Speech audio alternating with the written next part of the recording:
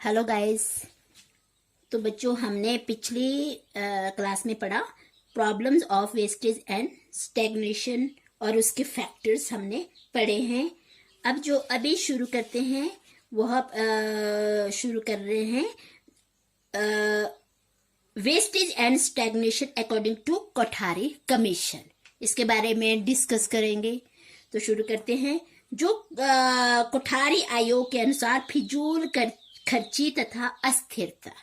तो कोठारी आयोग ने अपनी यहाँ पे रिपोर्ट में अपव्यय तथा मतलब स्टैग्नेशन और वेस्टेज के बारे में निम्नलिखित कारक जिम्मेदार बताए हैं। तो सबसे पहले है त्रुटि शिक्षा प्रणाली, डिफेक्टिव एग्जामिनेशन सिस्टम। तो क्या है कि इस आयोग का यही कहना है कि जो लोकप्रिय शिक्षा प्रणाली काफी त्रुटिपूर्ण है, काफी इसमें कमियां पाई जाती है। केवल बाल परीक्षाओं के आधार पर ही बच्चे की योग्यता की परख की जाती है, जबकि उसकी स्कूल की गतिविधियों को बिल्कुल ही नजरअंदाज किया जाता है। यानी कुछ छात्र परीक्षा में उत्तीर्ण हो जाते हैं तो कुछ क्या हो जाते हैं, अनुत्तीर्ण हो जाते हैं। जो विद्यार्थी अनुत्तीर्ण होते हैं उनमें से कुछ स्कूल छोड़कर चले जाते हैं और उसी स्कूल में या कुछ उसी स्कूल में प्रवेश ले लेते हैं। तो ये कारण भी अपव्यय तथा गतिहीनता में बढ़ोतरी करता है। सेकंड आता है त्रुटिपूर्ण पाठ्यक्रम, डिफेक्टिव कैलकुलम। तो ये भी हो सकता है। इस आयोग ने ये मानना है कि जो प्राथमिक स्तर पर पाठ्यक्रम का प्रभावशाली होना जरूरी होता है, परंतु इस आयोग ने ये भी देखा है कि जो उस समय प्रचलित पाठ्यक्रम में कई खामियां पाई जाती है, कई खामियां हैं और जिसके कारण अपव्यय और गतिहीनता अधिक होती है। और या तो बच्चों के अकॉर्डिंग पाठ्यक्रम नहीं है, तो ये भी हो सकता है। बहुत सी खामियां पाई जाती है।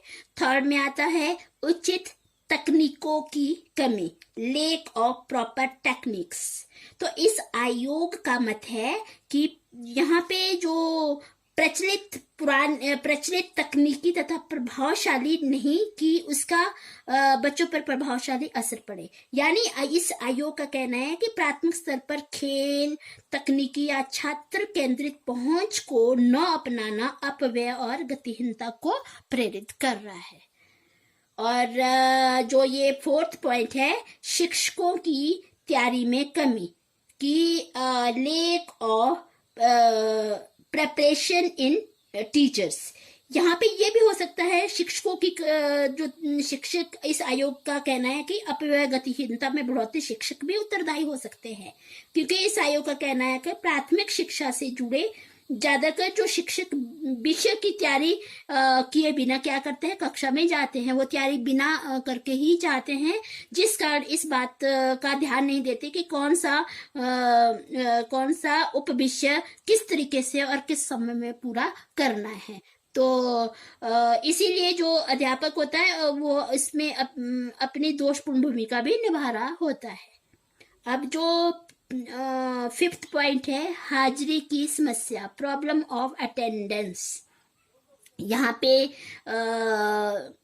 जो हाजिरी की समस्या, अटेंडेंस की समस्या है, ये भी तो अपव्यय तथा गतिहीनता में बढ़ोतरी करती जा रही है, क्योंकि बच्चे जब तक स्कूल में पूरी तरह से उपस्थित नहीं रहते तब तक क्या है, अध्यापक भी पढ़ाने में उत्साह नहीं दिखाते हैं और जिस कारण स्कूल में उपस्थित बच्चों को भी शिक्षा के प्रति रुचि कम हो जाती है। जो बच्चे आए हुए भी होते हैं तो उनकी भी शिक्षा में रुचि कम देखने को मिलती है।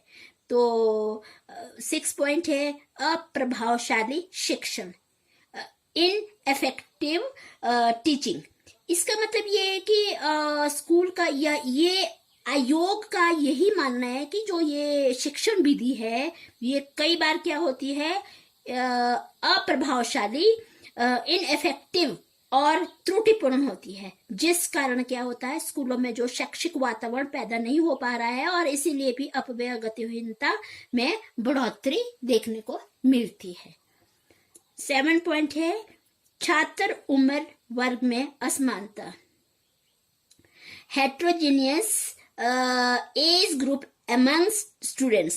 इसमें आता है कि कुठारी आयोग के शब्दों में, यहाँ पे कुठारी आयोग के शब्दों में ये कहते हैं कि एक ही श्रेणी में विभिन्न उम्र वर्ग के बच्चों के पढ़ने में उनमें हीन भावना पैदा हो जाती है, क्योंकि बड़े बच्चे छोटे बच्चों से कतराते हैं तो और जो तथा धीरे धीरे स्कूल छोड़कर भी चले जाते हैं। कई बार उम्र का उसमें होता है कि बड़ी उम्र के बच्चे आते हैं तो वह उनको अपने छोटी उम्र के बच्चों के साथ बैठना उठना अच्छा नहीं लगता है, वह कतराने लग जाते हैं। तो वह ये कारण भी हो सकता है कि वह स्कूल छोड़कर वह बीच में ही चला जाता है। 8 पॉइंट है दाखिल नियमों की कमी, लेक ऑफ एडमिशन रूल्स। यहाँ पे इस आयोग का मत है कि स्कूलों में जो पूरे साल नए दाखिले होते रहते हैं, तो जिस कारण बच्चे वर्ष के अंत तक प्रवेश लेते रहते हैं, और जो बच्चे वर्ष के अंत में प्रवेश लेते हैं वह गतिहीन हो जाते हैं, यानी स्टैग्नेशन हो जाते हैं। तो 9 है साधनों की कमी, लेक ऑफ इक्विपमेंट्स। यहाँ पे क्या है कि हमारे साधनों की स्कूलों में उपकरणों जैसे भवन, सहायक सामग्री, टीचिंग एड्स, खेल के मैदान, फर्नीचर इत्यादि की कमी के कारण भी बच्चे का उचित वातावरण नहीं बन पाता है, क्योंकि इसमें कमी पाई जाती है, जिस कारण फिजूल खर्ची तथा स्थिरता में बढ़ोतरी होती रहती है। और 10 पॉइंट है ज्यादा भीड़, ओवर क्राउडेड।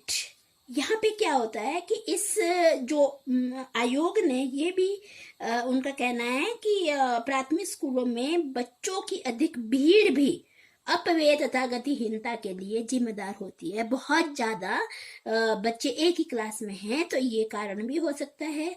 स्कूलों में ज्यादा से ज्यादा बच्चे शिक्षा के लिए एकत्रित कर लिए जाते हैं, परंतु इकट्ठे कर लिए जाते हैं, बहुत से बच्चे इकट्ठे कर लिए जाते हैं, परंतु कक्षा शिक्षा के वातावरण से वह भटक जाती है तथा कक्षा का अनुशासन भी भंग हो जाता है। तो यहाँ पे हमने ये जो 10 पॉइंट है, इससे हमें पता चलता है कि प्राथमिक शिक्षा अपव्यय तथा गतिहीनता के लिए कारण जिम्मेदार है। आयोग ने कई बार इस समस्या को भी उठाया है, परंतु इस समस्या का आज तक नियंत्रण नहीं हो पाया है। और यानी जो जुलाई 1964 में जब शिक्षा आयोग नियुक्त किया गया था, तो यह विचार भी किया गया था कि जो शैक्षिक विकास में पूर्ण क्षेत्र की जांच की जानी आवश्यक होती है, और क्योंकि जो शिक्षा प्रणाली के विविध अंग एक दूसरे पर प्रतिक्रिया कर प्रभावित करते हैं, और यह संभव नहीं है कि बिना प्रगति के माध्यमिक विद्यालय के उन्नत विश्वविद्यालय हो तथा माध्यमिक विद्यालय की कोटि प्रारंभिक विद्यालयों की कोटि पर निर्भर है।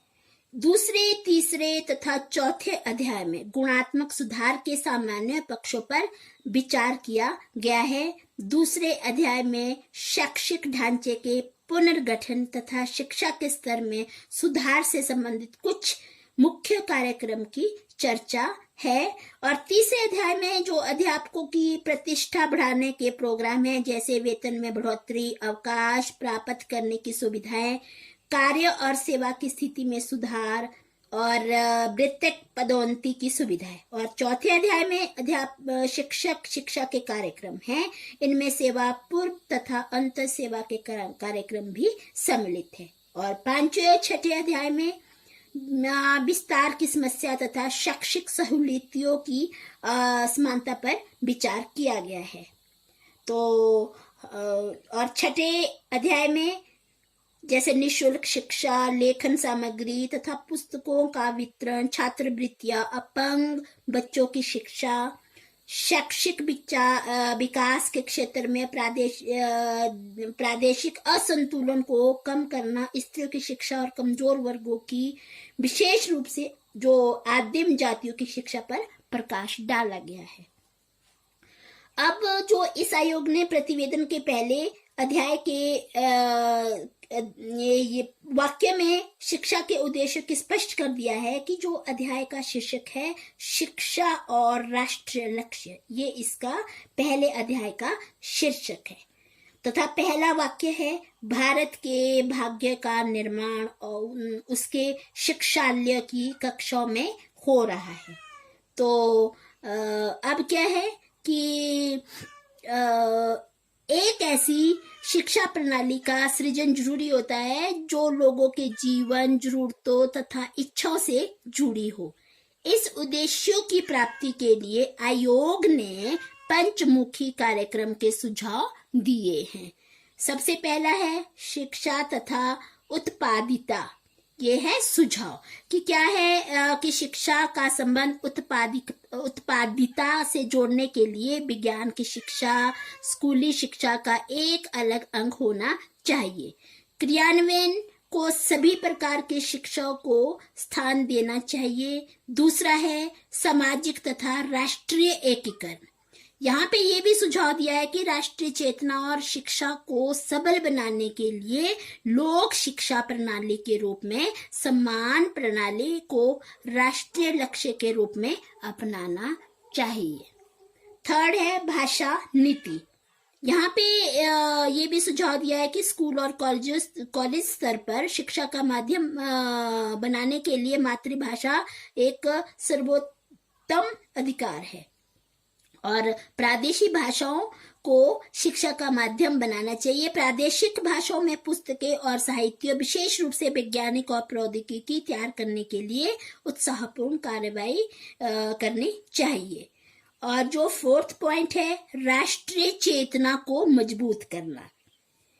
ये भी सुझाव दिया है कि यह कार्य हमारी सांस्कृतिक विरासत के ज्ञान को मजबूत कर किया जा सकता है तथा जिस भविष्य की हम कामना करते हैं उसमें एक प्रबल आस्था निर्मित कर दिया जाता है। पहला कार्य भारत और भाषाओं और साहित्य, दर्शन, धर्मों तथा इतिहास के अध्ययन को सुनियोजित तरीके से उत्साहित कर तथा भारतीय मूर्तिकला, चित्रकला, संगीत, नृत्य, नाट्यों का परिचय करा दिया जा सकता है।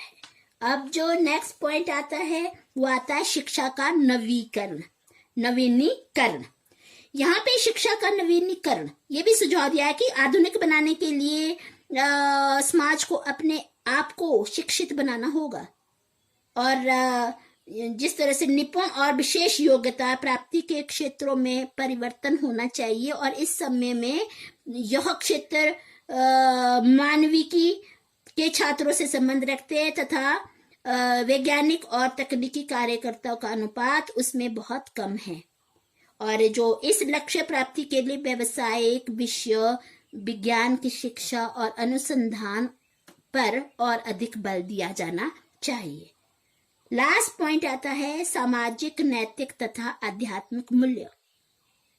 ये भी सुझाव देता है कि आधुनिकीकरण का यह मतलब नहीं है कि आवश्यक नैतिक तथा माध्यमिक मूल्य तथा आत्मानुशासन की भावना पैदा न की जाए। नवीनीकरण को एक जीवन शक्ति होना चाहिए तो उसे आत्मा की शक्ति प्राप्त करनी चाहिए। विज्ञान और शिल्प विज्ञान के ज्ञान और निपुणता का संतुलन श्रेष्ठ नीति शास्त्र तथा धर्म से संबंधित मूल्य तथा अंतर्दृष्टि से बैठाना चाहिए। तो ये था जो आपने पढ़ा। ये पढ़ा wastage and stagnation according to Kothari commission. Kothari आयोग के अनुसार फिजूल खर्ची, वेस्टेज एंड स्टैग्नेशन और इसके आपने सुझाव पढ़े। तो आशा करती हूँ कि आपको समझ आ गया होगा। Thank you.